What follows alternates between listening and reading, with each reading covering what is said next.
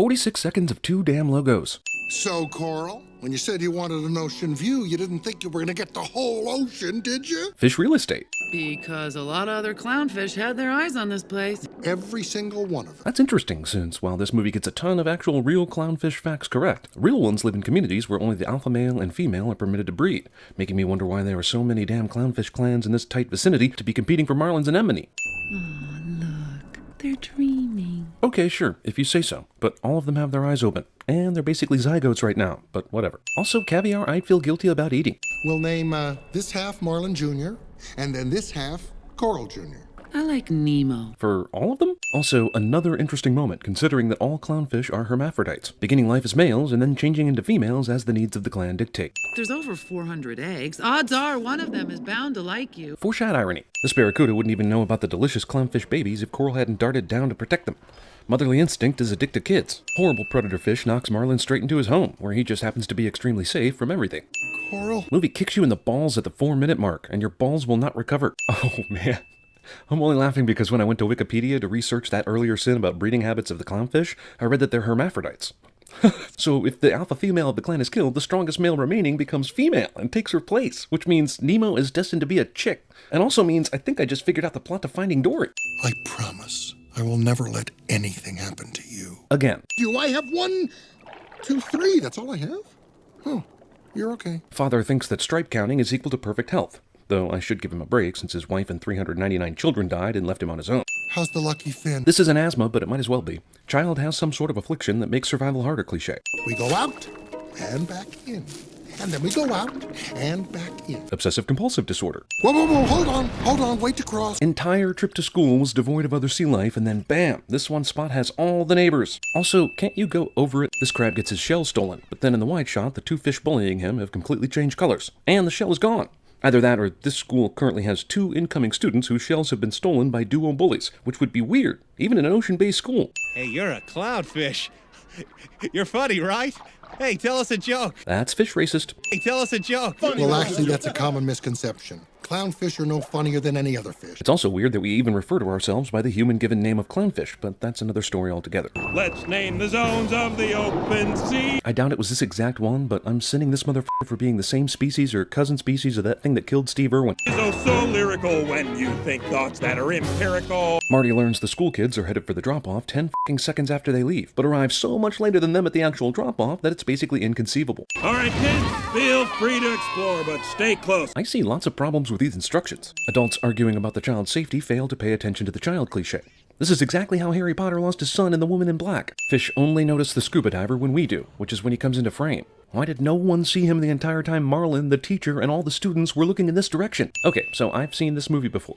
I know the ultimate moral is that Marlin should let Nemo live his life and not be a nagging rules-based father. But the problem is, this scene that sets the entire movie in motion sort of proves that Marlin was right, and Nemo was a dumbass, right? These goggles fall off the boat here, but rest assured, not only will they be found long after this by Marlin and Dory, but they'll also end up being some sort of a goggles ex machina kind of thing, despite them having fallen off the boat basically in shouting distance of where all this began. Jeez, do these fish ever know when there's something dangerous in their immediate vicinity?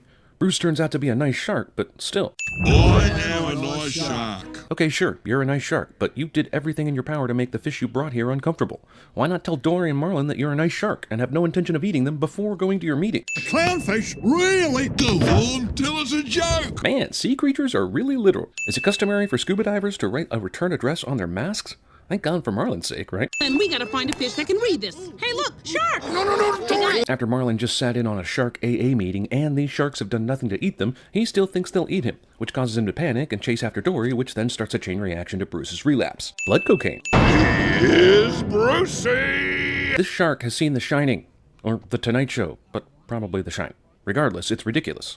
You can read? I can read? That's right, I can read! But why can you read? You're a goddamn fish. If fish can read in this universe, why is Marlin so mind-blown about it? Also, sure, discuss this when a shark is chasing after you.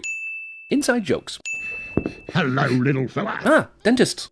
He likes bubbles. That's great, but you were not on any of these walls a second ago in the wide shot. Kid, if there's anything you need, just ask your Auntie Deb. That's me.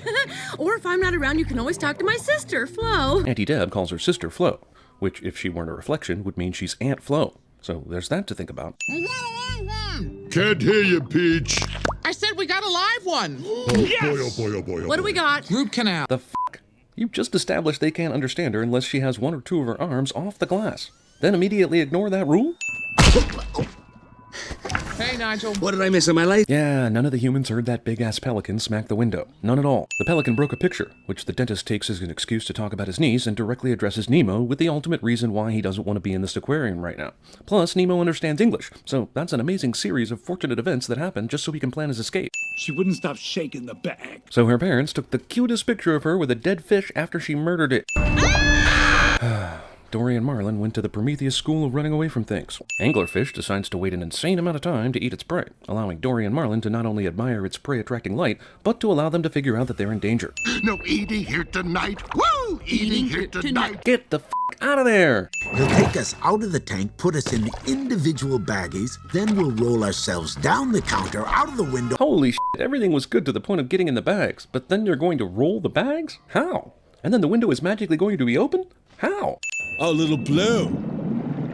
She is sub-level, dude. Okay, so Dory is lying on top of this turtle's back, all unconscious and shit. But just a second ago, they went through some sort of roller coaster ride where Marlin had to hold on to Crush's shell. So who kept Dory in place? Which brings up another question. Why did Marlin have to hold on to Crush anyway?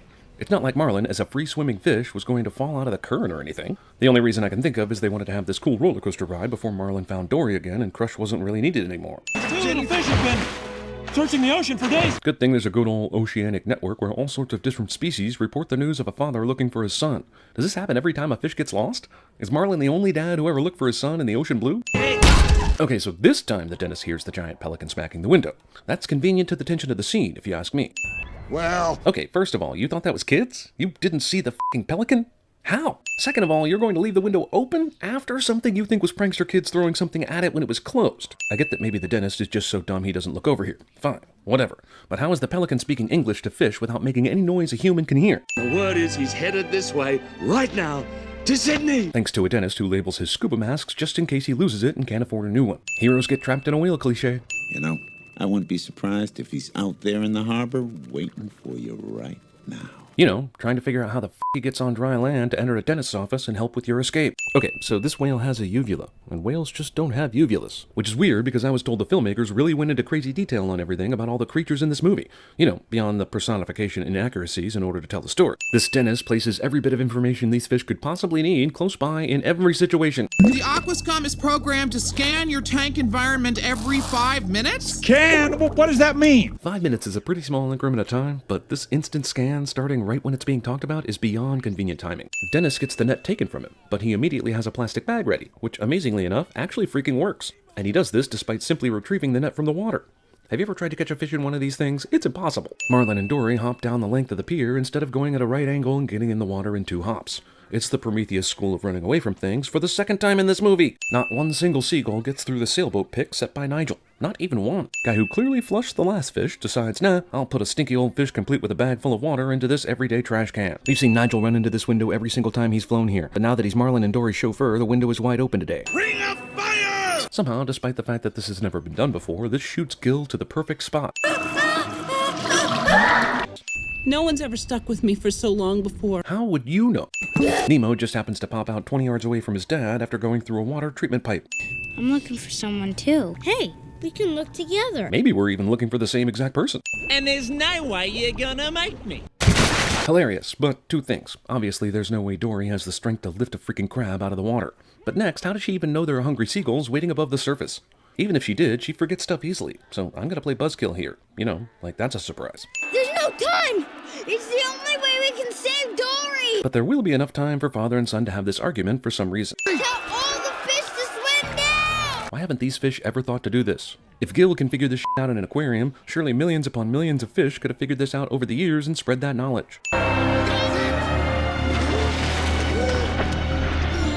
Oh, okay, Thomas Newman. You just revealed yourself with the soundtrack. You just had to go back to Shawshank one more time, didn't you? Just one more time. There! Movie that did all its killing in the first 5 minutes thinks we're gonna fall for this shit. Who is this Sandy Plankton that knows everything wrong? Sandy Plankton knew everything wrong back in 2003, but thankfully for us, he did not start a YouTube channel to share his thoughts. With fronds like these, who needs anemones?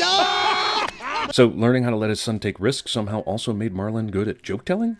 And these assholes still think this is funny enough even though they heard the gist of the joke 5 times while he was butchering it earlier? Fish Frogger.